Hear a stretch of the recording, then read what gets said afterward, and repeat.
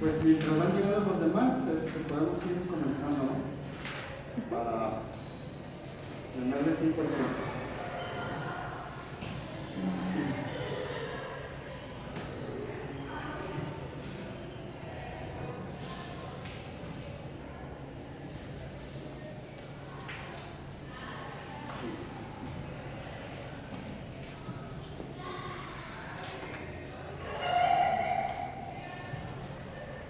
Bueno, pues buenas tardes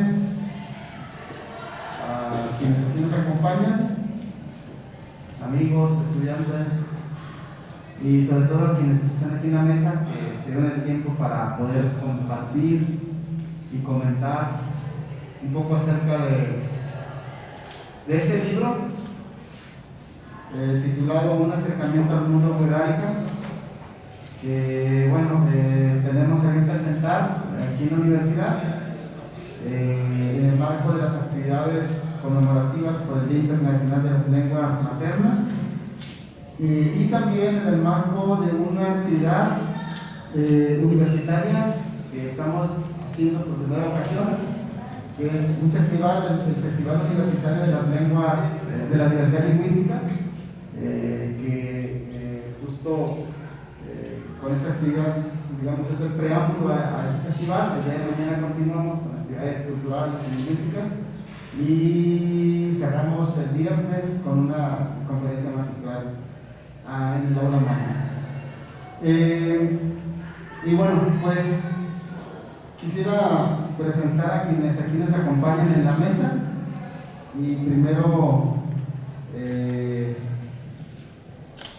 pues presento al maestro Alejandro Bentancur. Él es sociólogo, analista en planificación territorial, resiliente del programa de las Naciones Unidas para el Desarrollo, PNUD. Muchas gracias por acompañarnos en este programa. Y bienvenido a esta universidad, a la Autónoma de Nayarit, específicamente aquí en la Unidad Académica de Educación y Humanidades. Es un espacio que buscamos sea cada vez más cercano a la sociedad. Frente a las universidades nos alejamos mucho, ¿no?, de la sociedad y bueno, queremos con este tipo de actividades ir abriendo esa brecha, ¿no?, hacia la vinculación con la sociedad en general. También nos acompaña pues compañero José Carrillo Morales, que conoce ya hace mucho tiempo. Él es maestro artesano, bueno, es compositor de muy buenas canciones en Wixárika. Yo lo considero también un poeta Wixárika, quien a través de su poesía yo creo que comparte muy buena parte de la filosofía Wixárika. Es tallerista, pintor, excelente pintor, en diferentes técnicas, acrílico, una de ellas, óleo, y bueno, hace maravillas con la pintura. Es originario de la comunidad Wixárika de Guadalupe y ya vecino por hace varios años aquí en la ciudad capital Tepic, y pues además fue parte del equipo de traductores, el equipo de trabajo de este libro, y pues quién más que él, ¿no?, compartir hacer comentarios, ¿no?, respecto al trabajo. Entonces pues muchas gracias.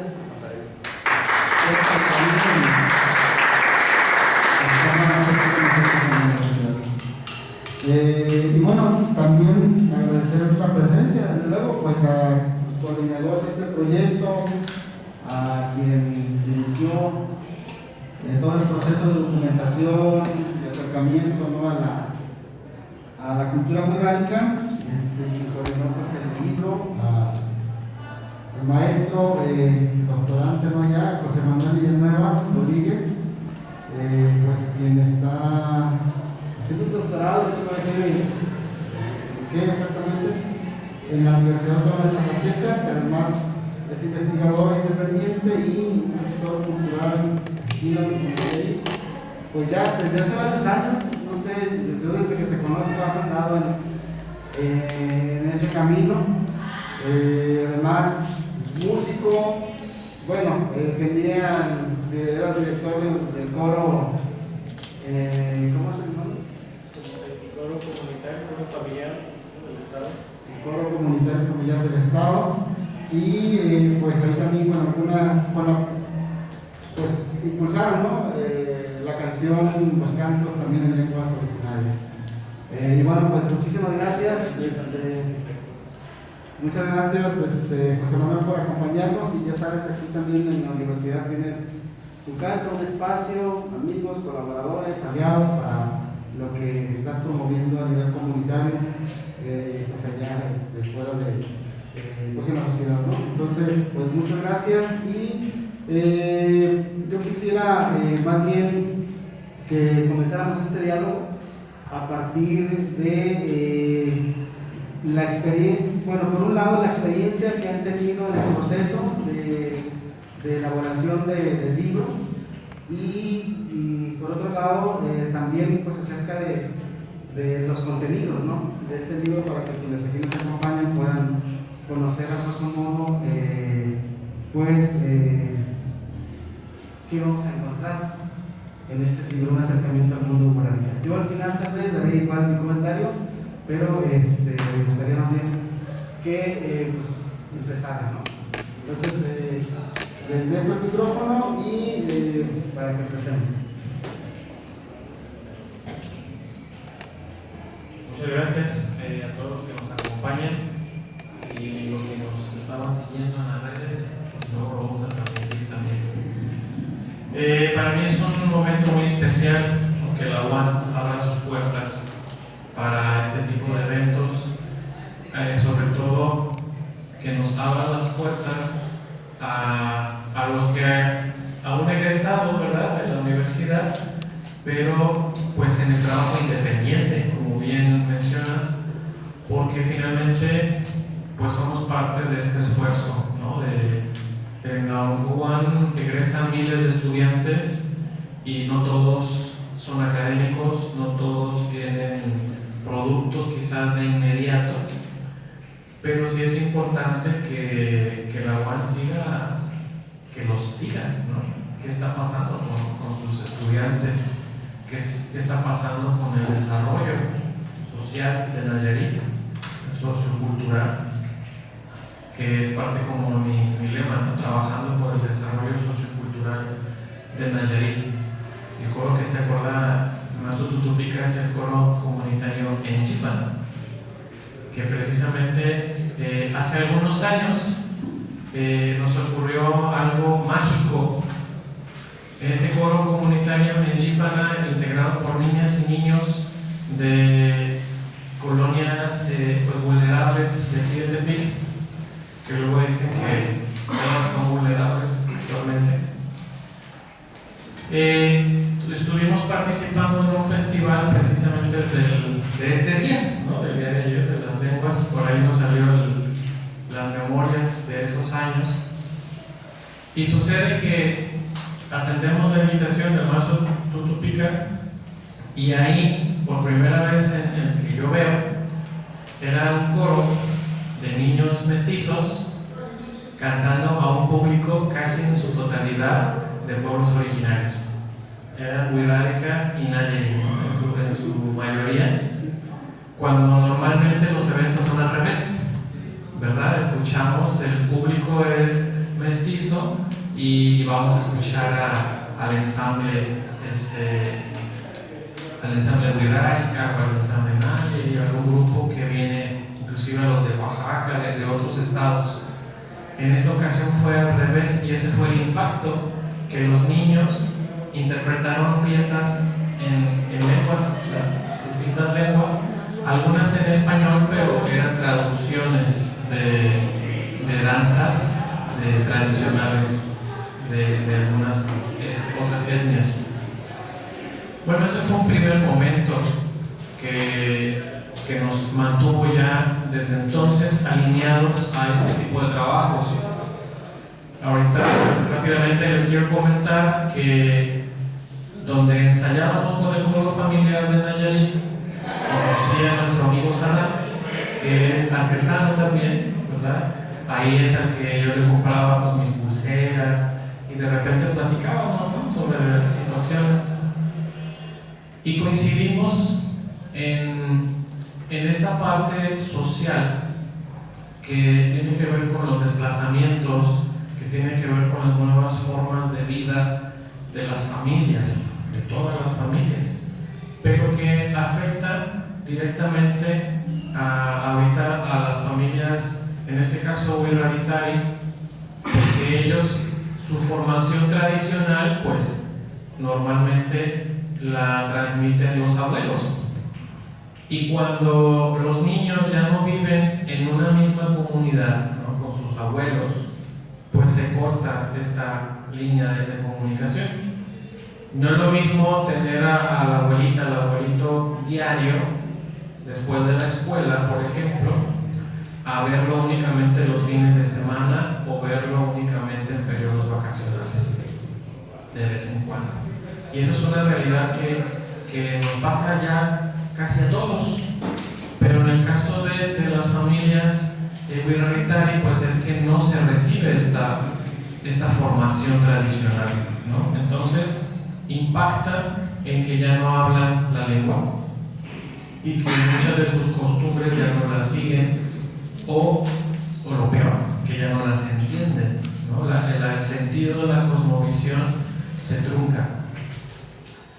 Y por otra parte, tengo otro amigo hermano que se llama Sebastián, que nos manda un saludo, que no pudo quedarse ahorita. Él está trabajando actualmente en el INPI en Huajicori. Vino a atender una reunión, quería participar, pero tuvo que regresar a seguir atendiendo. Y planteé por separado a Sadam y a Sebastián la situación, y venía una convocatoria que es el programa PACMIC, que tiene que ver con las culturas populares, se llama. Y luego me dice Sebastián, pues me late, vamos armando un proyecto y yo invito a otro amigo. Y siempre hemos creído, en mi caso, pues en las diosidencias, ¿no? O alguien le llama la alineación de los astros. El caso es de que Sebastián invita al maestro Naikame y el maestro Naikame es padrino de Sadam. Entonces, de todas las comunidades Wirraritari, era un círculo pequeño unido desde su formación, y nos decidimos llamar investigadores Huérica, ¿no?, que es el águila bicéfala, para mirar hacia atrás, para mirar hacia adelante, pero también para cumplir o abonarle a esa función de salvaguarda, ¿no?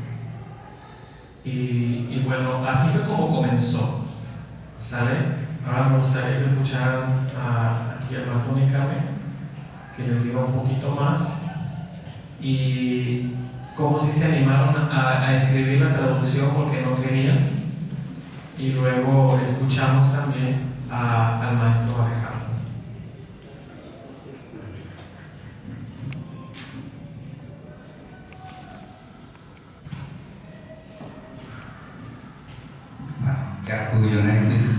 Buenas tardes a todos. Como bien lo decía el maestro Tutupica, yo soy originario de una comunidad indígena que se llama Guadalupe Cotán, pero su nombre original en Wirraritari se llama Ratsisari, que significa lugar donde se tejen palabras de los sabios, de señores ancianos.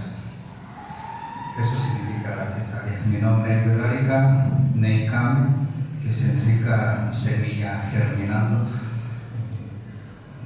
Ya mi nombre en español, José, que nada tiene que ver con Naikame. Mis apellidos Carrillo Morales. Un pueblo mucha influencia religiosa, donde también fuimos invadidos por personas ajenas a nuestra cultura, como los misioneros que llegaron ahí, que llegaron imponiendo pues muchas cosas desconocidas para nosotros. Es ahí por eso donde nace la palabra Teiwari. No sé si han escuchado ustedes que de repente a los hermanos mestizos les llama, el wixárika les llama Teiwari y a las mujeres les llama Renora. Pero Teiwari no es una forma de ofender al amigo, sino que es una forma de decir la persona que habla diferente a mí, la persona que viste diferente a mí, la persona que me enseña cosas diferentes, la persona que habla muy diferente. Eso es Teiwari. Y Renora pues es la mujer igual también. Entonces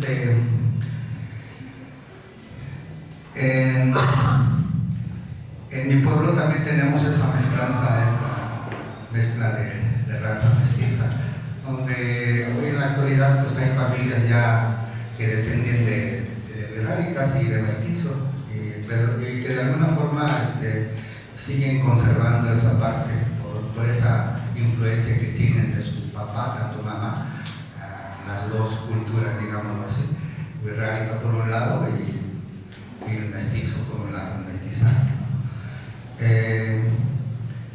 Yo recuerdo de niño cuando estaba en la escuela primaria, todos nuestros textos de libros que manejábamos en la escuela, todos estaban escritos en español, no había libros escritos en wixárika como ahí lo podemos encontrar. Entonces en realidad pues aprendíamos el español ahora sí que a barazos, a reglazos, pero sí sí es algo horrible, ¿no? Que quieran hacer menos importante tu lengua y querer dominarnos, entre paréntesis, con esa parte, ¿no? De querer meternos en español, ¿no? Yo fui educado también por misioneros, por monjitas, como les decimos, pero ahora sí que iba a las iglesias, al catecismo, pero todo era parecía yo como una maquinita, un robotcito, ¿no? Que repetía palabras que se decían en la iglesia o cosas que nos enseñaban, pero en realidad nunca entendía lo que estaba diciendo, ¿no? Y pues como herencia de eso fue que me bautizaron, me pusieron el nombre de José, me confirmaron y ahí toda la cosa, ¿no? Pero bueno, sirve mucho y con el tiempo te lleva como a reflexionar, ¿no? En esa parte de poner los pies otra vez en la tierra y decir, bueno, yo soy wixárika, yo soy originario de esta tierra y no sé qué está pasando acá, por otro lado, que de repente dejamos de interesarnos muy poco en lo que es nuestro y tratamos de buscar otras cosas que digamos no nos nutren, no nos sirven como sociedad wixárika.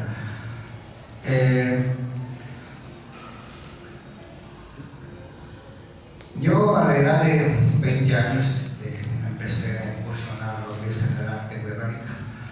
Como que todo wixárika siempre nacemos con ese don ya pero nos convertimos especialistas ya cuando vamos arriba, pero al principio empezamos como de manera general, nos meten en todas las materias, por decirlo así, y después nos especializamos en una sola. Yo soy especialista en, digamos, tengo la maestría de lo que es el estambre con cera, trabajamos sobre madera de triply, tengo trabajando alrededor casi de 30 años en eso, entonces sí me he hecho experto en eso, un trabajo que digamos mis alumnos, hoy que estoy compartiendo talleres, mis alumnos duran 15 días o un mes haciendo un cuadrito, yo me lo avento en 2 días, ¿no? Pero bueno, esa es la parte, digamos, en el nivel donde nos lleva el estar constantemente en esa práctica, pero siempre siempre he compartido mis obras con otros artistas, con otros maestros también en el arte wixárika. Por ahí escucharán como Pancho Lavinco, Francisco, el que contribuyó trabajando en el bochón. Está otro, Mariano Valadez, que también es pionero dentro del arte wixárika. Que en paz descanse el maestro también, Jaycuca, el maestro don José Benítez Sánchez. Son como, bueno, se me pasan algunos otros, pero sí ha habido muy buenos maestros que de alguna manera han sido como esa parte de nosotros, esa generación que nace después de ellos, para que nosotros sigamos aportando también y llevándole ese mensaje a la sociedad, que cómo vemos nosotros el mundo, la forma de ver el mundo, la sociedad misma.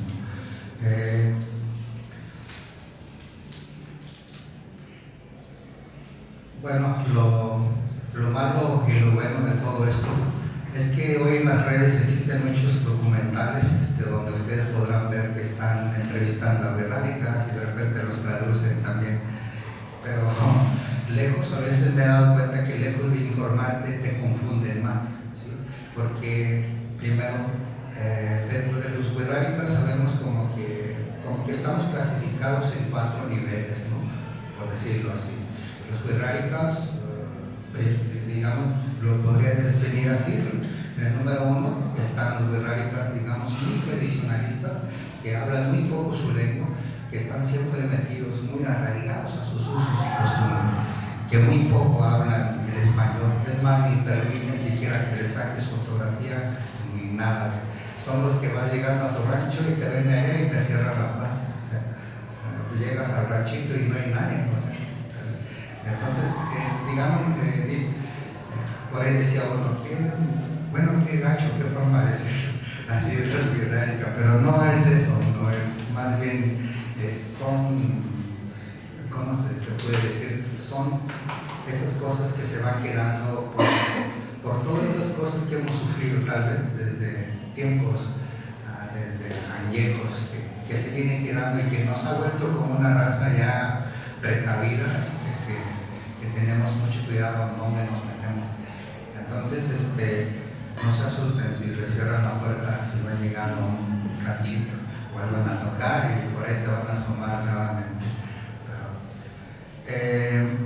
Les decía en esa parte de los documentales, hace poco estuve de hecho también traduciendo unas palabras de wixárika que estaban entrevistando y para acabarla, el que está preguntando es un gringo, le habla en inglés, y el otro que entiende supuestamente el español, pues también es otro gringo, pero no habla bien el español. Así que ahí el problema, ¿no? Y cuando el traductor le dice al wixárika, pues en realidad no dice bien las palabras como debería de ser. El wixárika me doy cuenta que está contestando pues, a como él le entiende. Y yo, ya al término del trabajo, yo le comenté, pues no me gusta esta parte porque estoy haciendo un trabajo que en realidad estoy viendo las preguntas y lo que te está contestando el wixárika no coincide en esa parte. No me gustaría que se malinformara a la sociedad, a la gente, porque la gente ve documentales, pero también quiere saber, ¿no? ¿Por qué el wixárika hace esto, ¿no? ¿Por qué esa costumbre del wixárika? Entonces creo que sí debemos de ser siempre muy cuidadosos en esa parte. Y qué bueno que exista un consejo regional, pero también me gustaría que el Consejo Regional wixárika metiera un poquito, se metiera un poquito en esa parte, no tener, si de por sí ya estamos bastante quemados, ¿no? Entonces sí, les menciono en esa parte, por eso cuando me invitó el maestro a contribuir en esa parte de traducir su investigación del maestro, sí sí le comenté que tenemos muchas variantes dialectales también dentro de nuestra región wixárika. Nosotros como wixárika, hay pues una palabra lo puedes encontrar como en 5 formas de decirlo. Un ejemplo, ¿sí?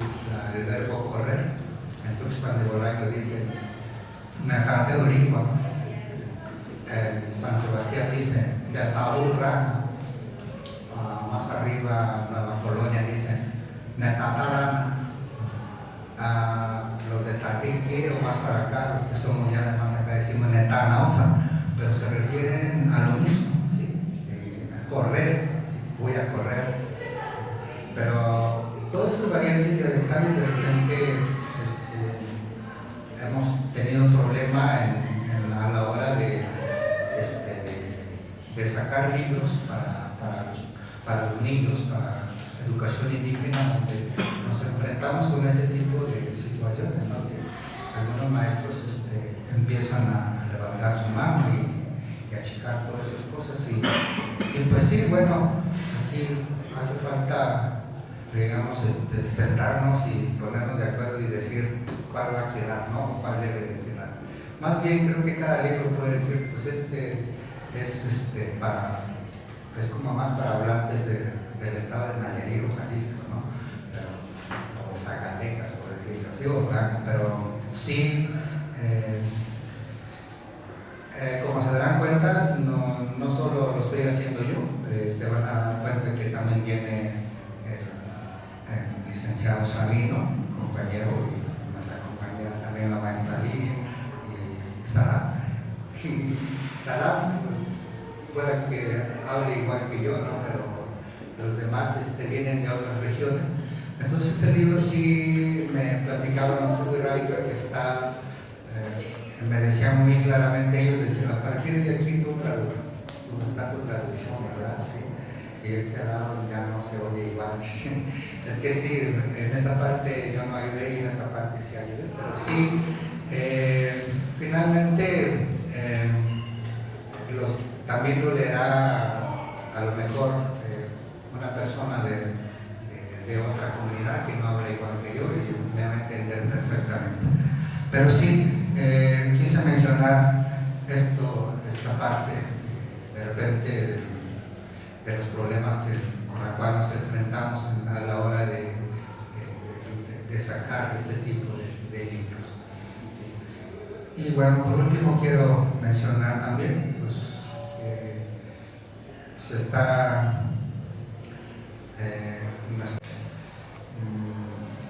pero también nuestros guías espirituales nos están creando como espacios donde pueda ir a aprender el joven wixárika a adquirir toda esa sabiduría. Es un poco complejo meternos en ese tipo de cosas como la parte que manejan los maracames, nuestros guías espirituales, pero sí estamos como nosotros, como la otra generación, estamos viendo muy de cerca el actuar de ellos también y a la vez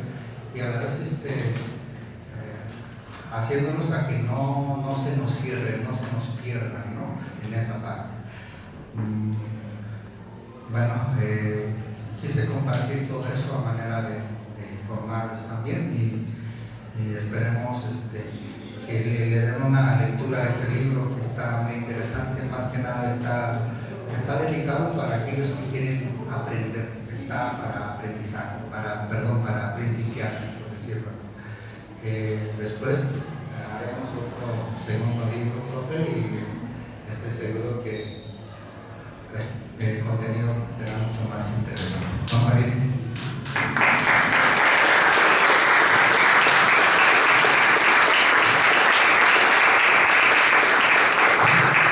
Muchas gracias, José.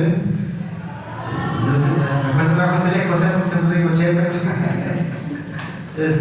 Pero bueno, es parte de su experiencia y la verdad, una persona que yo admiro no solo por el talento artístico y la creatividad que tiene para el arte, sino también por la postura crítica que tiene frente a la dinámica social y cultural de nuestros pueblos y de la sociedad, ¿no? En general. Y la verdad, sí, al final, después de la participación del maestro Alejandro y de José Manuel, quisiéramos abrir un espacio también para comentarios. Y la verdad, aprovechen para preguntarle cualquier cosa relacionada con la cultura coreánica a nuestro hermano José Carrillo Morales, porque tiene muchas cosas que compartir. Pero bueno, le voy a pasar el micrófono al maestro Alejandro Betancourt para que nos comparta su perspectiva también acerca del libro. Gracias. Antes de pasar el micrófono, los invito a que estén cómodos. Todas estas sillas son para ustedes, el espacio es suyo. Entonces, si de repente alguien quiere venirse para acá, es su espacio. ¿Sale? Bienvenidos a quienes se acaban de incorporar. Y efectivamente es un espacio libre de preguntas también, porque este evento es para ustedes. Muchas gracias, Manuel. Y aquí empiezan las preguntas. Muchas gracias, maestro Tupica, por el espacio. Al maestro Nicame también por sus palabras muy inspiradoras. Y pues a Manuel por invitarme a compartir, a comentar el libro. Ya tuve la oportunidad también de leer, de explorar, y que a mí personalmente me pareció muy provocativo por varias razones. La primera, porque el libro está cargado de mucho simbolismo. Yo creo que los símbolos de la cultura que se mencionan en el libro, que Manuel y su equipo lograron coordinar, representan la base de un pensamiento místico, religioso y milenario que no solamente representa a un pueblo, sino a una nación, o quizás a múltiples naciones. Y digo el concepto nación porque la nación, al final de cuentas, es una comunidad imaginada. La nación es una abstracción, es una idea que la reforzamos entre todos nosotros. La nación mexicana, por ejemplo, es la suma de símbolos como la bandera tricolor, como el himno nacional, como el escudo patrio, incluso unos más modernos como la selección de fútbol, los panteones, ¿no? Si no existieran esos símbolos, probablemente perdería sentido la nación y no habría esta base simbólica con la cual conformar una comunidad tan grande como la nación mexicana, por ejemplo, o la nación colombiana. Entonces, yo creo que ese simbolismo que se maneja ahí, los animales, el venado, el águila, los lugares sagrados, me parecieron muy fascinantes esa sección. No sabía que había 4 lugares sagrados fundamentales en los 4 sitios cardinales y que se encuentran tan cerca de este sitio en el que estamos. Me parece a mí que es justo pues la provocación a la que nos llama a conocer el libro, pero también a mí esos símbolos, digamos, me causan una preocupación, y es que son símbolos que se encuentran amenazados. El mismo libro lo plantea, las amenazas, ¿no? Ya compartí el maestro Manuel sobre las amenazas de la cultura. De la cultura, el maestro José también decía un poco sobre esas amenazas. Y yo creo que aquí es importante entender que como nación indígena, el estatus que debería tener la nación indígena debería ser muy alto, muy elevado.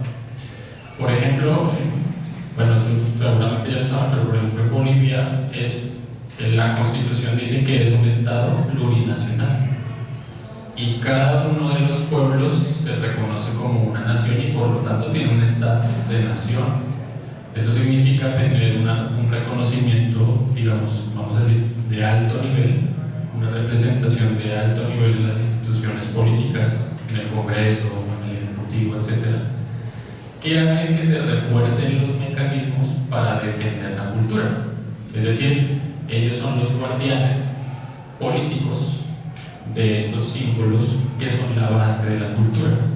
Entonces, la primera idea que quisiera compartir es que probablemente si no se le da un estatus de nación y con lo que eso implica, no habría mecanismos suficientes para salvaguardar esa cultura, que en mi opinión es frágil.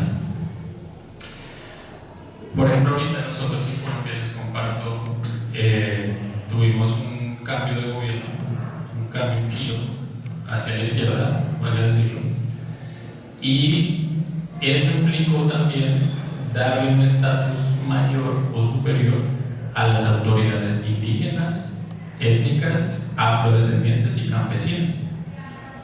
Por ejemplo, la representante de las Naciones Unidas de Colombia es una mujer de la etnia Wayuu, una mujer, para empezar. Ya hay indígenas en el Congreso, ya hay indígenas también en comisiones encargadas de reparto de tierras. Entonces, un poco lo que yo planteo es qué se necesita o qué mecanismos políticos y sociales creo yo necesarios para ir abonando a que esta fragilidad pues se transforme. Entonces, por eso la necesidad de una representación política de un alto nivel. Y lo segundo que me pareció provocativo y en esa misma línea de pensamiento del libro es la fragilidad o la vulnerabilidad que yo detecto, pero hacia adentro. Ya mencionaba el maestro Pedro que la complejidad o lo complicado que es que hayan espacios para que los abuelos le puedan transmitir el conocimiento a los jóvenes y para que ese acto pedagógico sea la base para la transmisión y la reproducción de la cultura. Y una de las ideas que maneja el libro es que la formación de un maracame es muy compleja. Lleva muchos años, lleva mucho tiempo, lleva mucho esfuerzo y a lo mejor muchos recursos en ese camino. Entonces, si uno parte de esa idea, de esa complejidad, y también entiende la vulnerabilidad de los pueblos, que es el tema que yo trabajo en mi ámbito, pues uno entiende que si hay pueblos que se enfrentan a vulnerables, en este caso a cambio climático fuerte, son pueblos que tienen tasas de migración muy altas y que generalmente son sitios en donde los que migran son los hombres jóvenes. Por eso uno tiene factores que indican que cada vez es más difícil conectar ese conocimiento de los sabios, de los abuelos, hacia la juventud, porque de alguna manera los campos están quedando sin juventud, pero eso no significa que los campos estén despoblados. De hecho, hay un fenómeno sociológico interesante que es la feminización del campo. O sea, la tendencia es a que se empiecen a disminuir la presencia de hombres jóvenes en el campo, que migran tanto a nivel regional como a nivel internacional por oportunidades de trabajo, pero la base social de las comunidades termina siendo las mujeres. Y esto es muy importante porque en la actualidad mi sensación es que el depósito y el lugar y vamos a decir, la población que se está quedando en el territorio es la mujer indígena. Entonces la pregunta para mí sería, y yo le haría pues a ustedes aquí, es ¿cuál es el papel de la mujer indígena en los pueblos y en la nación urránica? Y cómo vincular a la mujer, a la sabedora, pero también a la joven, al ejercicio de transmisión de la cultura urránica y a la lucha por superar esa fragilidad, por proteger y salvaguardar la cultura, ¿verdad? Es necesario darle un estatus político a las mujeres urránicas, ¿no? Volviendo a la idea anterior. Yo estoy convencido de que las mujeres indígenas se tienen que empoderar. Yo creo que ese es un elemento clave. A lo mejor pueda ser una tensión o algo controversial por el tema de usos, costumbres, no sé, pero yo creo que sí se tiene que empoderar, porque es la mujer es la que se queda en el campo y ahorita para mí es la guardiana de ese saber. esa tradición. Y uno lee el libro y los símbolos tienen que ver todo el tiempo con la feminidad. O sea, la espiritualidad es siempre masculina, femenina, siempre se está manejando esa dualidad, siempre hay esa tensión. Entonces, ¿por qué no tienen las mujeres el mismo estatus en la actualidad? Si en la espiritualidad hay siempre un balance, hay esa circularidad. Entonces, quizás yo terminaría retomando una de las preguntas que me pareció clave del final del libro, que es cómo podemos reconstruirnos. Así hay una parte final del libro. Se pregunta una de las personas que es indígena, que está trabajando en la pedagógica. Yo siento que hay algunas ideas que se quedaron sobre la mesa. No tengo autoridad moral para decir cómo reconstruir el pueblo burránica, la nación burránica, que insistiría debería tener ese estatus. Yo la tomaría más hacia mí y una de las claves que yo diría para reconstruirnos es empezar acercándonos al mundo burránica. Creo que ese sería el primer paso. ¿Sale? Gracias.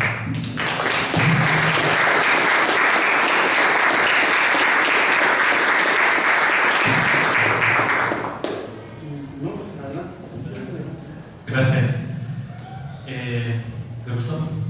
¿Vamos bien? ¿Sí? No los escuché. Sí. Bueno. Miren, aparte de todo el trabajo que hacemos, también nos damos un tiempito para la docencia. Y algo que hemos aprendido en el aula y con sangre también es que no se puede amar aquello que no se conoce. No se puede defender aquello que no se ama.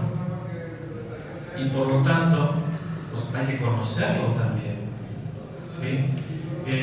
Dentro de todo este tejido que efectivamente plurinacional, yo también estoy de acuerdo, ya en los foros donde he participado se menciona este calificativo, ¿no?, de las naciones. Ahora inclusive con el centenario de la creación de la SED, ¿no?, fue esa crítica sobre el ideal de Vasconcelos. Ese México unificado costó la muerte de muchos pueblos, costó la reducción de identidades para occidentalizar a un país a costa de estas culturas valiosas, ¿no?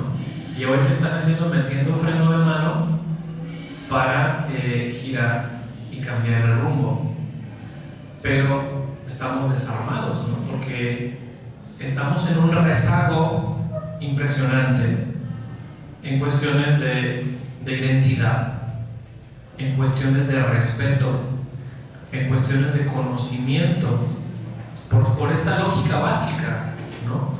No podemos amar algo que no conocemos. Yo digo que soy nayarita y que amo Nayarit, pero ¿qué significa Nayarit? ¿Qué significa ser nayarita? ¿Hasta dónde yo realmente conozco mi cultura? Independientemente de ninguna, ¿sí? Independientemente si soy mestizo, si soy nayari, si soy oda, si soy burránica. Porque esa es la realidad también de muchos niños que no saben cuál es su cultura. Otro motivo que nos llevó a defender esto es que por generaciones estas mismas abuelas, estas mismas madres que se encargaban de la educación tradicional también veían la realidad racista, discriminante hacia los niños, ¿no?, hacia sus hijos, que yo quiero que tengas oportunidades de trabajo. Entonces, ¿qué pasó ahí? Que ya no, ¿sabes qué? Ponte pantalones de mezclilla, ya no uses tu traje tradicional nada más cuando vengas a la fiesta, cuando vengas a la ceremonia, pero allá en la sociedad, pues, mézclate, confúndete, y si te preguntan si eres indígena, diles que no. Eso fue un modus operandi de supervivencia para poder llevar el alimento a casa, ¿no? Que que los hombres, las mujeres pudieran tener un empleo, a veces no digno, pero tenían empleo. Y desde ahí, pues, esa pérdida de que ya no se practicó el lenguaje, ya no se practicó el costumbre, y que ahora, aquí por ejemplo en la universidad, hay muchos jóvenes Guiraritari que quieren retomar el costumbre y tienen esas ganas, pero no tienen esa luz, porque no tienen a sus abuelos para que les digan cómo, porque sus papás migraron, como comenta Alejandro, ¿no?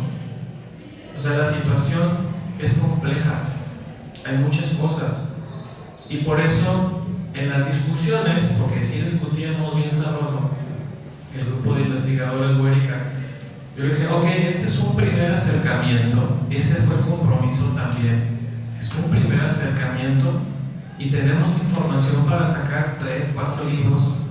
Uno de ellos, definitivamente, y lo acabamos de decir hace una semana, ¿verdad?, es sobre la sabiduría de la mujer Guiraritari, ¿verdad? Pero, le decíamos, lo que no escribamos, lo que dejemos de hacer, nadie más lo va a hacer. Es preferible tener un libro que sea criticado y posiblemente corregido, ¿verdad?, una versión corregida y aumentada, a dejarnos guiar por el miedo y decir, no, pues mejor no lo traducimos porque aquellos señores no se han puesto de acuerdo. Y en este ínter de la pandemia, esos grandes sabios, ¿saben cuántos se murieron ya? ¿Verdad? Hay otros pueblos que están en peores situaciones, ¿no?, como los Odam, como que ya no tienen tantos estudiantes universitarios, por ejemplo, y no hay esa transmisión del conocimiento. Pero bueno, efectivamente, este libro es una herramienta para iniciarse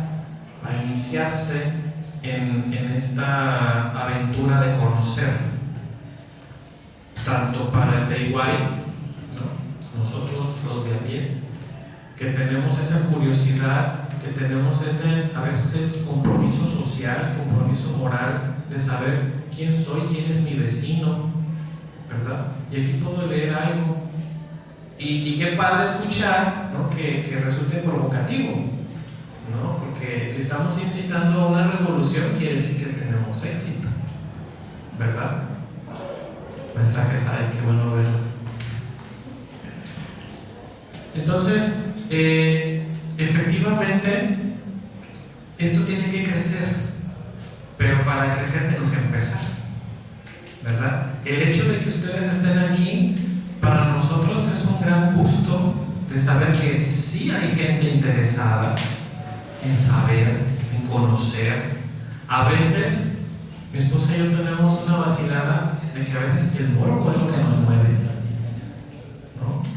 Y el morbo es malo, pero a veces es muy útil, porque llegamos al lugar indicado, a la hora indicada, por puro morbo. Y luego ya nos activa el otro sistema, ¿no? La responsabilidad, el gusto, el amor, etcétera, la familia, qué sé yo. Entonces, sí tiene como base que una mamá pueda leer esto con su hijo y recordar su origen y transmitírselo. Les decía que estuvimos trabajando también, por ejemplo, en la primaria que está en la Zitácuaro, que es Ignacio Zaragoza, creo. En la Ignacio Zaragoza, no sé si ustedes sepan, pero hay una versión en Guiraritari del himno nacional y es legal cantarla, ¿no? Bueno, entonarla, ¿verdad? Porque el himno nacional no se canta, se entona. Entonces, trabajando ahí, me di cuenta que varios de estos niños se sabían la letra, y yo les decía, pero a ver, dímelo, no lo tararíes, lee la letra, porque yo la llevaba escrita, léemela. Y muchos sentían vergüenza de ser cachados que sabían. Como que, te caché, que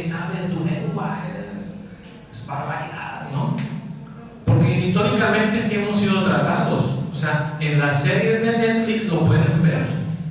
Aquel que cuida sus costumbres es un bárbaro, ¿verdad? Porque no se apega a esta occidentalización, a esto, las normas legales, sociales y muchas cosas más. Yo les dije a estos niños, digo, vergüenza la mía, que soy nayarita y que me siento orgulloso de serlo, y que me es más fácil, sin embargo, hablar inglés, alemán o italiano y no wixárika. Para mí es mucho más complejo aprender el wixárika que esos otros lenguajes. Entonces yo vengo a aprender de ustedes. Ustedes siéntanse orgullosos de que muchos de nosotros no podemos hacer lo que ustedes hacen. Y ese discurso me duró más o menos 2 semanas para que lo procesaran y se dieran, y pudimos trabajar y hacer cosas bonitas, ¿no? El domingo acabo de ver a la directora y fue muy grato, ¿no?, recordar ese momento. Y el domingo estuvimos ahí en el Cerro del Tigre. Me di cuenta que hay una secundaria que va iniciando con su creación, una escuela. Y la maestra que está a cargo de la secundaria es una maestra de educación especial. Entonces comentamos así como que si lo hubieran mandado castigada, pero ella está fascinada y buscando hacer lo más que pueda por la comunidad. Y le dije, bueno, ¿y es bilingüe o qué? ¿No? Pues el proyecto es hacer una escuela trilingüe. O sea, es darles clases de inglés, darles clases de español, y dice, y como yo no sé nada de wixárika, apoyarme con las mamás para rescatar la lengua, ¿sí? Porque hay colegios aquí en Tepic, escuelas donde no les dejan hablar wixárika a las niñas, a los niños. Dicen esas cosas, si quieres hablar otro idioma, habla inglés. Eso es un delito, ¿no? Eso es un delito. Entonces tuvimos el honor de entregar este libro en esa comunidad y ya se va a usar para lo que fue escrito, ¿no? Entonces nosotros nos sentimos muy orgullosos. Filosóficamente nosotros a las comunidades wixárika, a las colonias, a los albergues, se los entregamos, porque para eso lo hicimos, para ellos. Y fue compromiso inclusive con algunos maracame que entrevistamos cuando lo leyeron, porque dicen, esta información es sagrada, es nuestra. Sí, es tuya, ¿ve? Pero también déjanos que los demás la conozcan para que la respeten. Hay gente que no quiere que sepamos dónde es Aramara, porque nos ven como enemigos destructores, cochinos, turistas, contaminantes, faltos de respeto. Pero hay conciencias como las de ustedes que si saben dónde es Aramara, se pueden sumar a la defensa de Aramara, ¿no? Y hacer más y levantar la voz y llegar más lejos. Entonces tenemos el permiso de venderlo a ustedes, a nosotros los mestizos, y seguir compartiendo el conocimiento con las comunidades wixárika, ¿no? De entrada eso es lo que estamos haciendo, y está el proyecto para seguir tanto avanzando, porque eso es un primer nivel, efectivamente es un primer nivel, hay más profundidad de conocimiento, hay más información, pero también está esa parte de la mujer wixárika.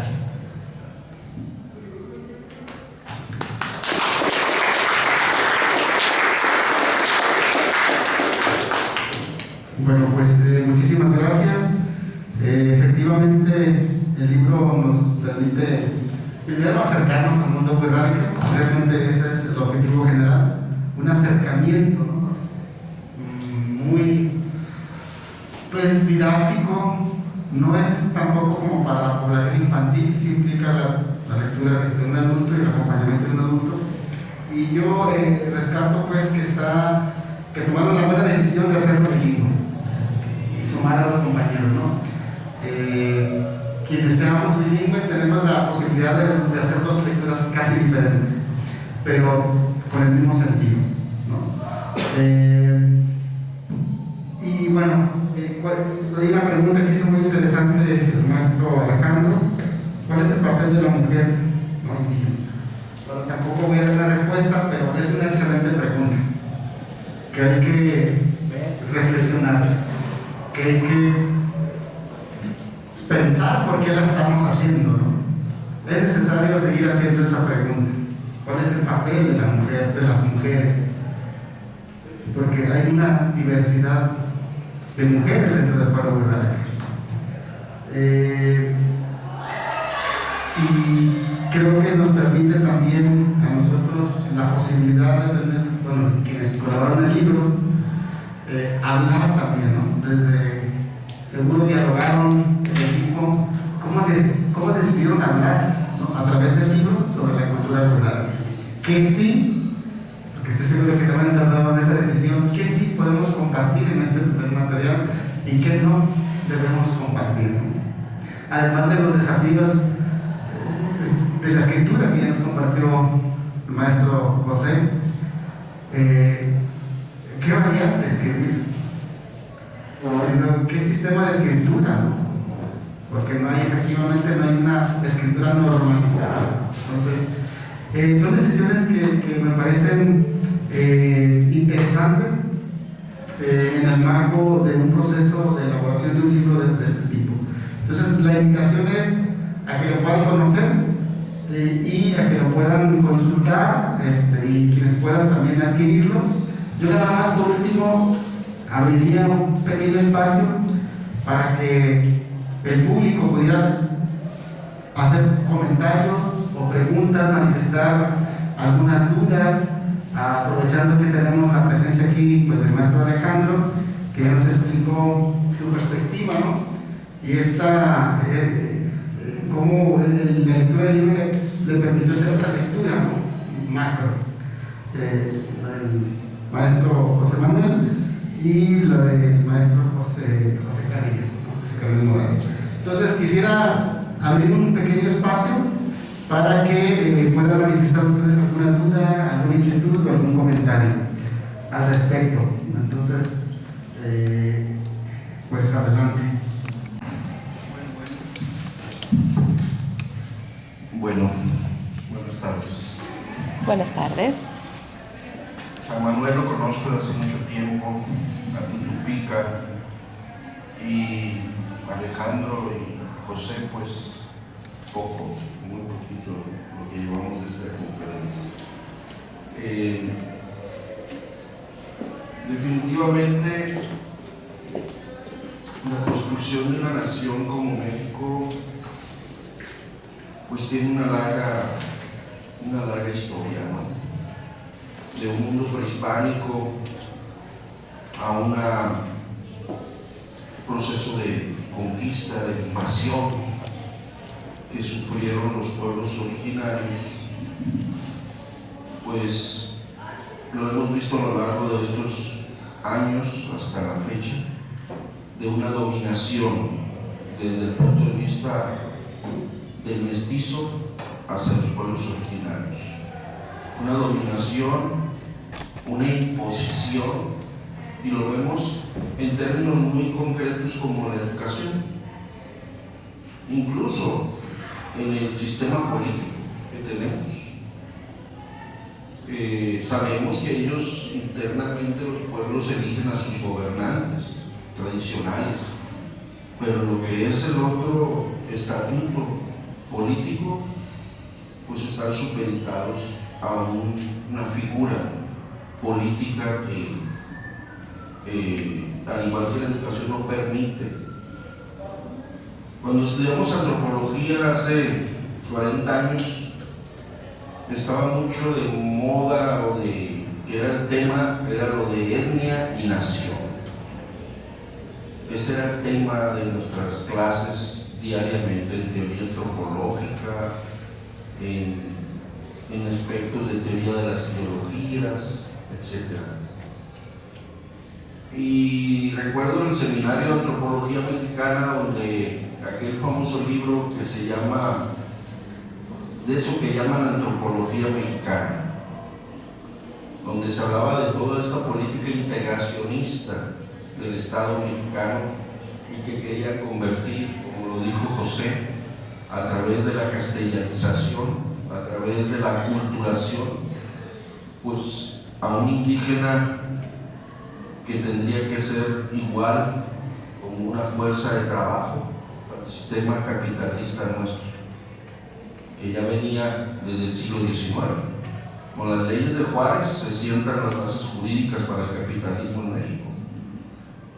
Entonces, yo lo que quería preguntar, y que José, que Tutupica como académico y también del pueblo Rárica, y Alejandro de su propia experiencia, es cuando queremos avanzar en el mejoramiento de nuestras comunidades y de nuestras pequeñas naciones,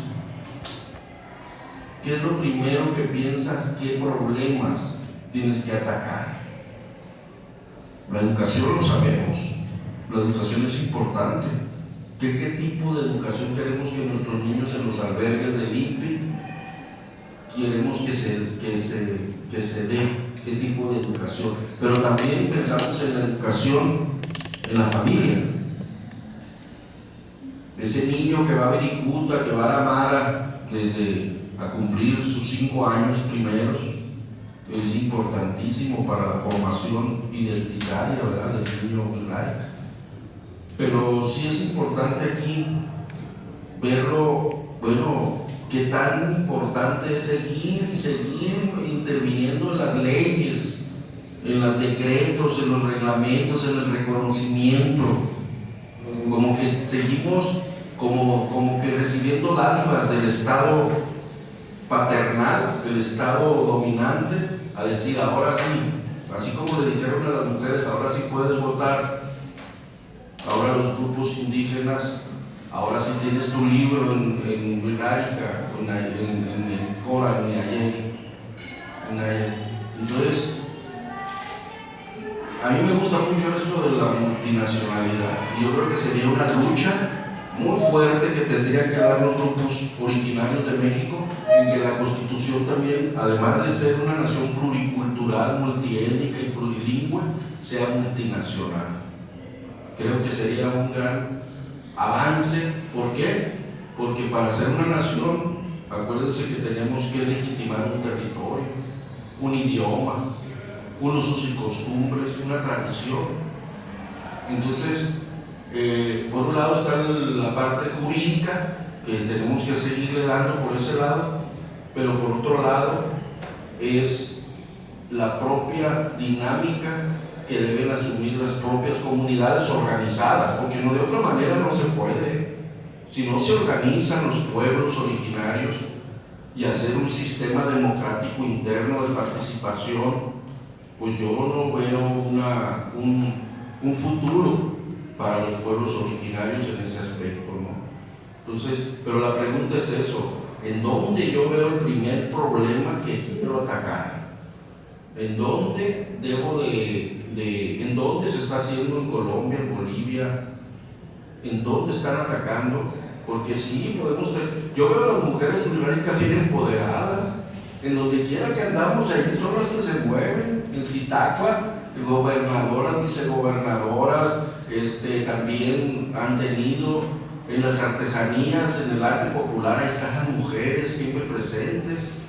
O sea, yo las veo empoderadas. Lo que pasa aquí es, hacia afuera las podemos ver, pero no sabemos qué pasa cuando llegan a su casa. A lo mejor no sabemos. Entonces, sí es importante la mujer. Así como nosotros, los mestizos, aplaudimos que las mujeres estudien, sean profesionistas, le aporten al gasto en la casa, etc. Porque hace 60, 70 años el padre era el proveedor, el hombre, y había muchas amas de casa cuidando al chiquillero, que éramos familias de 7, 8, 10 hijos. Entonces Entonces sí es importante. Ahora que son familias pequeñas, se da más la oportunidad del empoderamiento de la mujer. Entonces, yo sí quisiera sus opiniones. ¿Por dónde? Porque estamos trabajando en comunidades.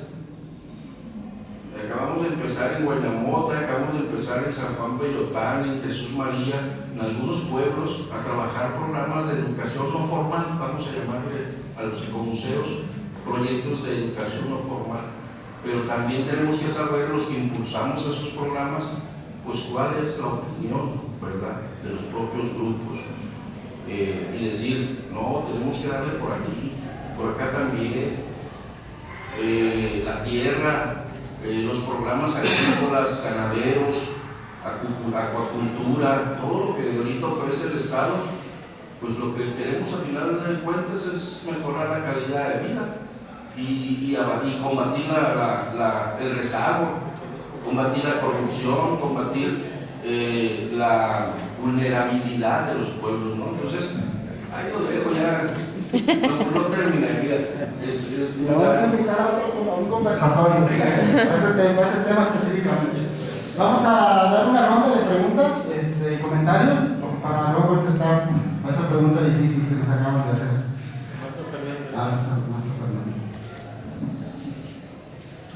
Bueno, primero iba a decir que los quiero felicitar, pero eso va a ser un poquito después.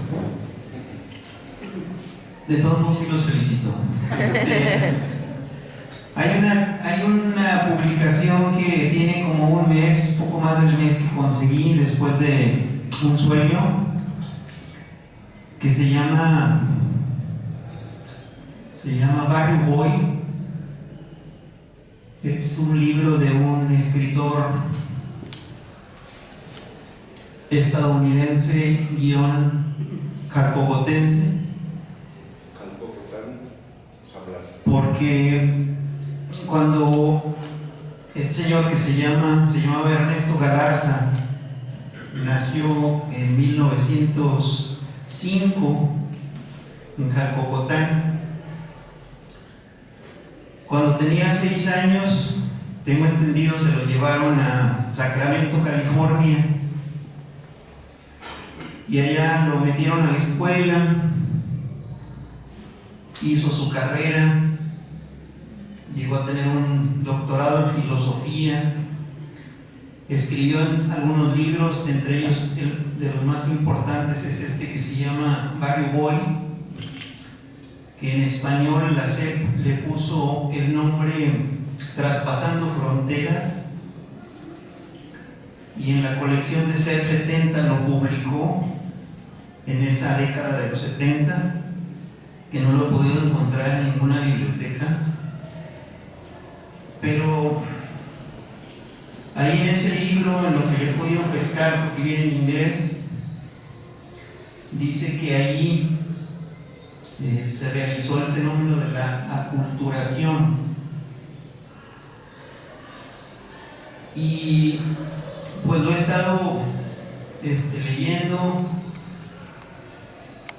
y me viene alguna reflexión, por ejemplo, de que si Ernesto Galarza hubiera vivido aquí en Jalcocotán, no hubiera sido nominado para el Premio Nobel de Literatura, como sucedió con la publicación de sus libros, como así fue en efecto.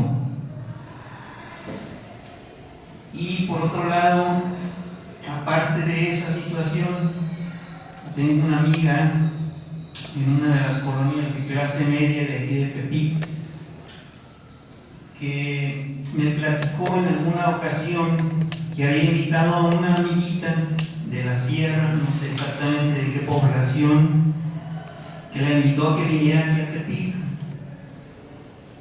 No me acuerdo si me dijo que era Huirrárica o que si era Nayeli, pero que la chica, después de que la había comprado ropa, cooperado, con pantalones de mezclilla, con camisas de cuadritos, etcétera, como a los 15 días la muchacha prefirió regresar a la sierra. Entonces la pregunta que yo les quiero hacer a los señores investigadores de que, como no lo escuché o no lo entendí, que cuál es el objeto de este libro.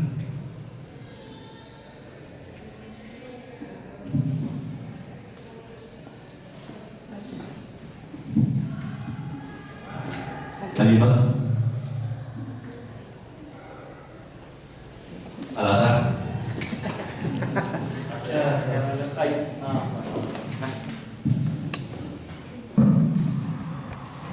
buenas tardes. Bueno, yo también estoy muy interesada en saber justamente el papel de la mujer minoritaria y bueno, porque la he pensado muchas veces como esta mujer sabia, ¿no? Y que es justamente la que tiene, no sé si es una responsabilidad, o sea, que ella lo tome como responsabilidad, el pasar las costumbres y todo lo que simboliza su cultura. Y la otra pregunta es, así como han observado los retos que implica el conservar esta cultura, estas costumbres con las nuevas generaciones, también qué oportunidades están observando ahora. Esa sería.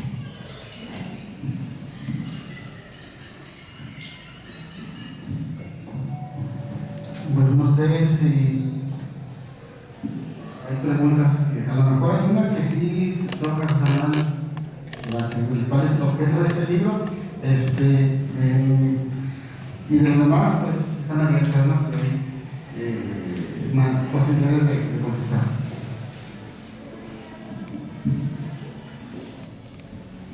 Sí, gracias. Con respecto a la primera pregunta, bueno, yo insistiría que el estatus político de las naciones tiene que subir de nivel.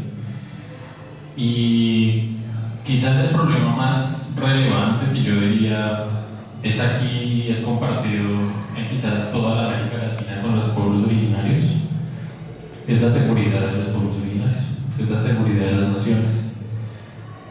Pero la seguridad no solamente en el sentido, digamos, de que no me roben, de que no me maten, sino la seguridad amplia, la seguridad alimentaria, la seguridad hídrica, porque me parece que sin seguridad básicamente se construye todo un entorno nuevamente de vulnerabilidad, que es el que provoca desintegración, fragmentación y en últimas pues el abandono del territorio. Entonces la pregunta sería cómo hacer más seguridad, ¿no? Cómo hacer más seguros los territorios. En el caso colombiano, la discusión era sobre la territorialidad indígena. Ese era un poco el tema, ¿no?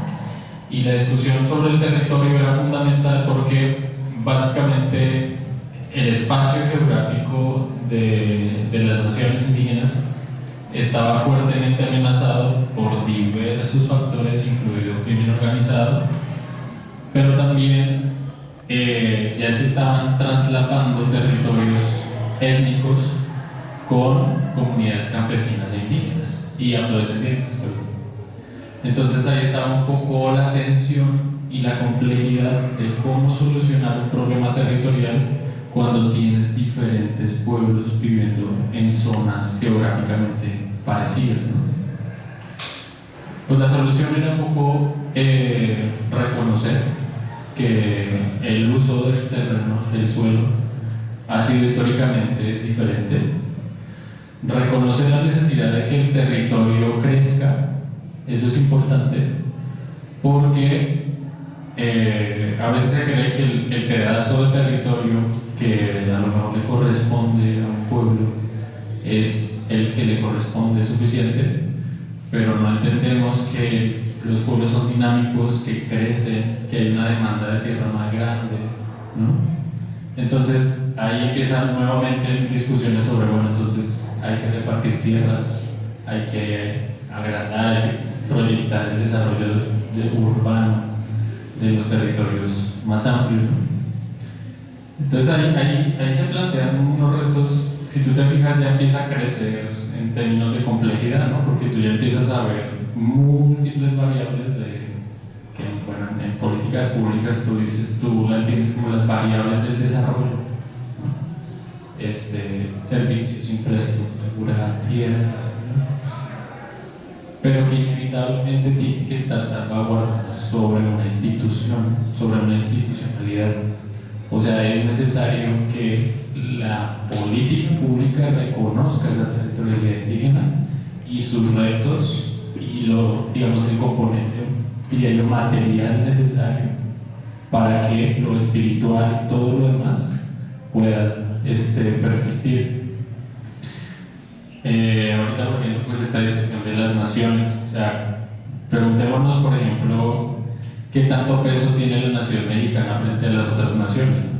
Hay día de la bandera, de la constitución, del natalicio de Benito Juárez, de la batalla de Puebla, ¿no? O sea, como que tenemos múltiples instituciones solamente para hablar de fiestas de la República Mexicana, pero qué tantas hay, al menos en instituciones de días, que nos hablen de las naciones indígenas.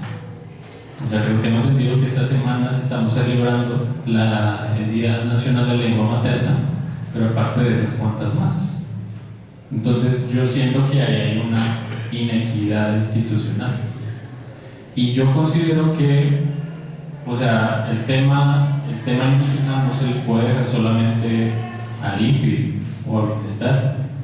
O sea, me parece que ahí también hay una injusticia, hay una inequidad, porque el resto de los ciudadanos mexicanos nos beneficiamos, para bien o para mal, con todo el aparato institucional.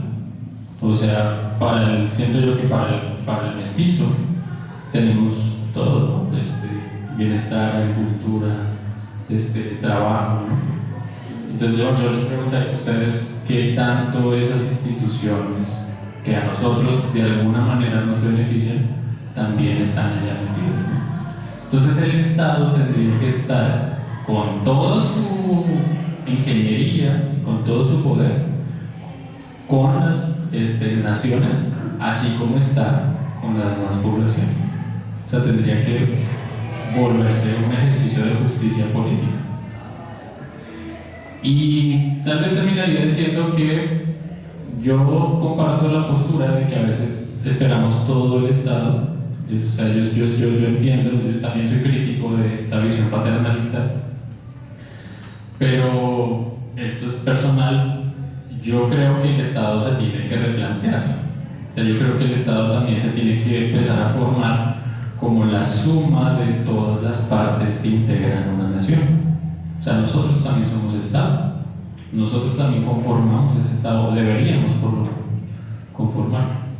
Entonces, en la medida en que nosotros nos hagamos partícipes como protagonistas de esa construcción de nación y por lo tanto de la construcción de Estado y por lo tanto de la exigencia de representatividad política, de territorialidad indígena, de justicia política para los pueblos indígenas, yo pienso que en esa medida podemos empezar a hablar de cómo hacemos una sociedad más justa y más equitativa.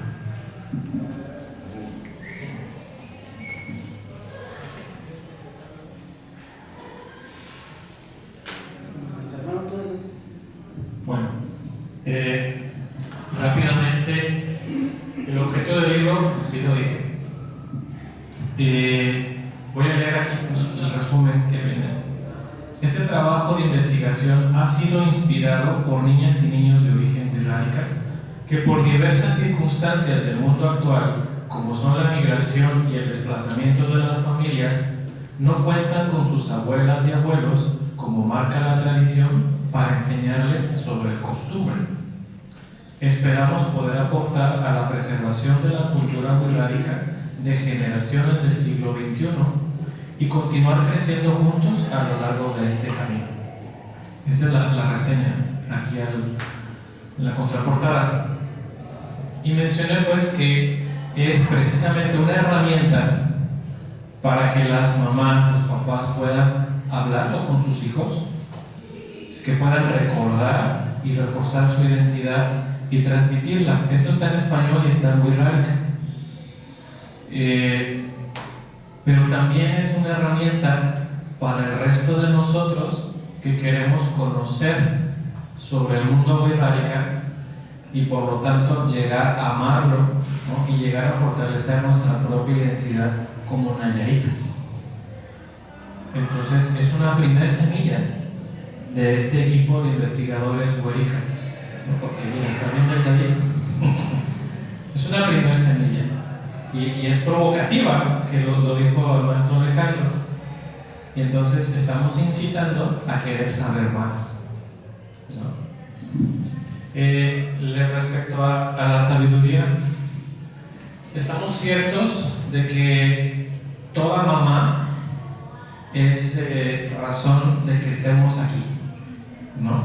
Toda mamá, la mamá de todos. Entonces, desde la cultura wixárika, pues está la madre naturaleza para empezar, ¿no? Y como ya comentó también el maestro Alejandro, en esta dualidad también hay deidades femeninas que nos acompañan a lo largo de estos ciclos, ¿no? De la agricultura, del crecimiento, del ciclo de la vida también, ¿sí? Entonces, sí está también la curandera, ¿no? Está esta parte de la medicina tradicional, que ahorita las principales ponentes para defender, porque hay toda una discusión internacional al respecto de la medicina tradicional, las principales ponentes son mujeres. Y otra cosa que a mí me encantó el año pasado, hubo un foro internacional sobre cuestiones del campo, y quien representó a la nación wixárika fue una mujer, que tenía creo que era doctora, ¿no? Entonces, en esta cuestión de cómo la milpa es el cómo sí cuidar el suelo, cómo sí producir sanamente, equilibradamente. Y bueno, entonces está esta figura de un maracame hombre, que cada vez hay menos, que cada vez hay jóvenes que no se están interesando en recibir ese don de ser maracame. Pero ahorita le pasaba precisamente al maestro Tutupica, porque nos puede hablar de su experiencia. Ya hay mujeres que están saliendo a flote, ¿no? Que si bien no reciben el nombre de maracame, sí están ejerciendo la función de guía espiritual, ¿no? Entonces, sí, y lo queremos plasmar porque es valioso que sean reconocidas. Urge, ¿verdad? Bueno, lo otro, también estoy a favor de la educación. Creo que primero la educación. Desde mi discurso, y es algo que también de manera paralela quiero escribir al respecto, es el respeto como base del desarrollo humano, ¿sí? Desde mi punto de vista, necesitamos aprender más sobre el respeto. Necesitamos aprender sobre la empatía, sobre la autoridad, para poder convivir. Aquí cerquitas hay una colonia a un lado del aeropuerto donde hay una vecindad. Esa vecindad está frente a una misión católica. Y en esa vecindad vive gente mestiza, vive gente wixárika, viven nayaris, y actualmente viven haitianos y jamaiquinos como resultado de estas olas de migración. Entonces, ¿de quién es el territorio? Es complejo. Y esa es la realidad que vivimos en nuestro país y en otros países, ¿no? Este es un ejemplo de una vecindad. Ahora imagínense cuestiones de ordenamiento territorial. No es enchilada ni otra, pues. Pero sí es importante partir del respeto, creo yo, para permitir conocernos, para permitirnos el diálogo, para permitirnos una educación respetuosa, justa, ¿verdad? porque ese niño haitiano va a perder su identidad porque está en otro estado o tiene derecho a preservar sus raíces y crecer y moverse en un mundo que él no decidió estar, sino que es el que le tocó, ¿verdad? Por ejemplo. Entonces, desde mi punto de vista, la falta de respeto sería lo que hay que atacar. Gracias.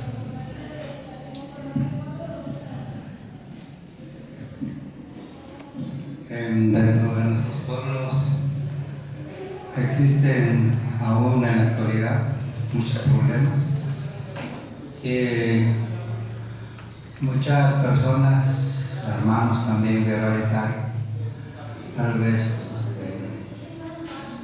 abusando en esa parte o escudándose en esa parte de ¿cómo le llaman? De usos y costumbres, hacen la vida imposible a personas, sobre todo a mujeres, donde no se vale, digamos, tener 3, 4 mujeres a la vez. Muchos, de repente, una persona me preguntaba, o muchos amigos me han preguntado, ¿por qué el Wixárika dentro de sus usos y costumbres tiene 3 o 4 mujeres? Digo, no es usos y costumbres, no es ninguna costumbre. Más bien, es como una complicidad también nosotros como sociedad wixárika y también las autoridades tradicionales que son cómplices de esa parte, porque permiten, digamos, que haya ese tipo de violaciones hacia las garantías de las mujeres, ¿no? Tal vez aprovechándose también de esa parte donde permanece la mujer, en esa parte como de siempre estar como al servicio del hombre, ¿no? Pero qué bueno que hoy en la actualidad esa nueva generación de Wixárika, mujeres también, hombres, que están migrando hacia la ciudad, están llevando, digamos, ese despertar, ¿no? hacia las familias, hacia los mismos señores, que por levantar la mano ellas han parado, digamos, subió a la colonia Zitácuaro, donde está habitado en su mayoría por hermanos de pueblos originarios, y lo criticaron mucho, lo viralizaron mucho en las redes cuando tocó el tambor, donde muchos, inclusive Wixárika también, lo vieron mal, ¿sí? Pero bueno, se pone a ver uno de fondo y le pregunto también a mi abuelo, ¿no? ¿En qué parte está mal de que la mujer toque el tambor? ¿Sí? Y hay en alguna parte donde se especifique bien en eso de que la mujer no puede tocar el tambor. Entonces, en realidad, más bien se han ¿cómo les quiero decir? Se han guardado ciertas cosas como que para seguir prevaleciendo, para que prevalezca ese poder, ¿no? del hombre, ¿no? ¿Sí? Y cuando en realidad no es así. ¿Sí? Entonces, en esa parte doy gracias, pamparios, a las mujeres que de alguna manera se han animado dentro de nuestras comunidades, chavas inclusive que están estudiando dentro de la universidad, ¿sí? A hablar y decir que esa parte en realidad pues estamos mal, ¿no? Y que en realidad nuestros usos y costumbres no dice eso, no hay en ninguna parte esa parte. Entonces sí es entonces sí, lo que a mí me gustaría sí desechar esa parte de algunas cosas que se siguen practicando dentro de nuestras comunidades, que le llaman usos y costumbres, y que en realidad no habla bien de nosotros o no nos deja bien parados ante la sociedad con la que estamos rodeados, o con la sociedad misma mexicana. Pero sí son muchas cosas que aún siguen pasando y que no quisiera que permanecieran en el anonimato, solo que nosotros que tenemos más acceso a los medios de comunicación, a las redes, somos los que de repente estamos sacando lo que alcanzamos a ver, pero hay gente que está viviendo allá, ¿sí? Y no tiene ese acceso, ¿no?, hacia las redes, o de repente todavía hay ese temor, ¿no?, de ser inclusive sacados de su misma comunidad, como ha ocurrido con otros pueblos, simplemente por practicar o creer en otra religión muy diferente. Creo que no debería de ser, ¿no? Tampoco el pueblo wixárika no está para reprimir, más bien para respetarnos unos a los otros, y sobre todo pensar que hemos sido ya invadidos de alguna manera, de manera indirecta, por otras cuestiones, por otras ideas religiosas, y que eso pues va cambiando también la forma de pensar de la gente, tal vez harto por un lado, pero ese hartazgo que existe también dentro de las comunidades, porque no se están haciendo bien las cosas. Como decía hace rato, nuestros guías espirituales, en vez de ser un ejemplo ante nosotros como sociedad wixárika, pues es que siguen teniendo 2 o 3 mujeres, y eso creo que no habla bien de ellos y no los deja bien parados, ¿no? Cuando deberían de dar ejemplo, ¿sí?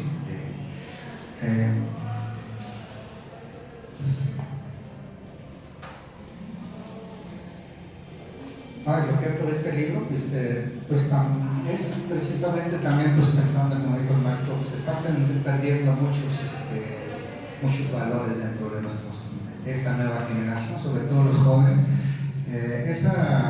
Ese cambio que de repente mira al pueblo a la ciudad, y como que no venimos preparados a recibir ese impacto, como ha pasado también en otras comunidades, donde de repente les llegó el internet o llegaron los medios de comunicación, la carretera, y trajo otras cosas o comida que ni siquiera nosotros estábamos acostumbrados a consumir, y como consecuencia trae obesidad, trae otras enfermedades como la diabetes, enfermedades que nunca se habían visto, digamos, dentro de las comunidades.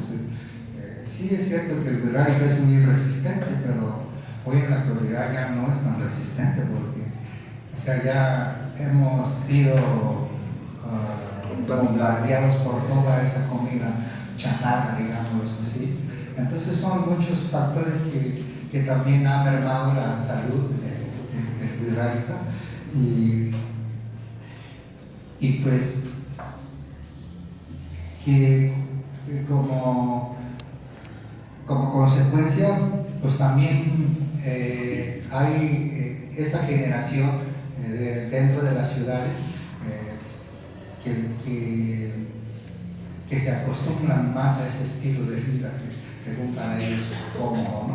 La comodidad, le dicen, vivir en un cuarto bonito, en una cama cómoda, pero bueno, creo que nos está ganando esa parte, ¿cómo se le llama? Nos está ganando lo material y nos estamos olvidando mucho de lo espiritual. Bueno, muchísimas gracias, de verdad. A mí me da mucho gusto que la presentación y el conversatorio alrededor de este libro haya permitido algunas reflexiones, que también se hayan propiciado preguntas legítimas. Para muchas de ellas no hay respuestas absolutas, implican procesos, ¿no?, de construcción de estas respuestas tal vez. Y bueno, en la universidad, y específicamente desde el Centro de Estudios de Lenguas y Culturas Indígenas de Nayarit, pretendemos continuar mensualmente, bimestralmente, generar este tipo de espacios. Hay mucho que conocer, hay mucho que discutir, mucho que reflexionar, mucho que los pueblos tienen que compartir también desde sus propias voces. Y bueno, eso es lo que más gusto me da en estos momentos. Entonces, pues no me queda más que agradecerles a quienes nos acompañan en la mesa, a quienes nos acompañan en el público, a los estudiantes del programa de lingüística, a los maestros también del programa, que nos visitan de fuera, compañeros, amigos, por haberse dado el tiempo, ¿no? Y seguramente en poco tiempo estaremos nuevamente generando espacios de este tipo de diálogo. Sí. Maestro, un poquito aparte, yo he estado colaborando con la universidad ya desde hace algunos años y en diciembre, inicios de diciembre pasado, fundamos aquí en la universidad el Club Universitario de Lectura Recreativa, que lo hemos denominado Alrededor de la Hoguera. Entonces todos los jueves a las 11:30 de la mañana y en las tardes a las 5, como el día de mañana jueves, tenemos reuniones abiertas a los universitarios y a todo el público para que quienes gusten asistir a leer recreativamente. Puede ser literatura, puede ser divulgación científica, ahí en la biblioteca, en la planta baja, ahí estamos junto a la dirección. Entonces los invitamos, también tenemos un programa de radio de promoción de lectura, recreativa también todos los lunes en Radio One, a las 10 de la mañana también los invito a escuchar. Muchísimas gracias. Pues ahí está el comercial, y hablando de comerciales, yo también tengo otro. El día de mañana continuamos con las actividades del Festival Universitario. A partir de las 4 de la tarde, aquí en la explanada, tendremos una jornada lingüística y cultural con actividades interactivas, juegos, etcétera. La idea es visibilizar la diversidad lingüística que tenemos aquí en la universidad. Y el viernes tendremos una conferencia titulada La centralidad de los pueblos indígenas en la política lingüística en el marco del Desarrollo Internacional de las Lenguas Indígenas, a cargo del maestro Iván León. Él es director de políticas lingüísticas del INALI, en el auditorio de la Biblioteca Magna. Bueno, pues entonces por último quisiera que, a nombre de la Universidad Autónoma de Nayarit, a través de la Unidad Académica de Educación y Humanidades y el Centro de Estudios en Lenguas y Culturas Indígenas de Nayarit, pues entregamos la presente constancia al maestro José Carrillo Morales por su destacada participación como parte del conversatorio y presentación del libro Un acercamiento al mundo wixárika, realizado en el marco de la conmemoración del Día Internacional de las Lenguas Maternas y el Festival Universitario de la Diversidad Lingüística. Tepic, Nayarit, a 22 de febrero del año 2023, firma la maestra Xochitl Castellón Fonseca, directora de la Unidad Académica de Educación y Humanidades de esta universidad, y su servidor como coordinador responsable del Centro Seminal. Bueno, entonces primero a José.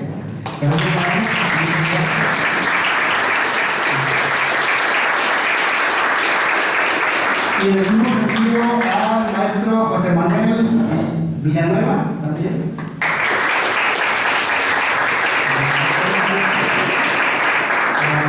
Al maestro César, Al final, con todos.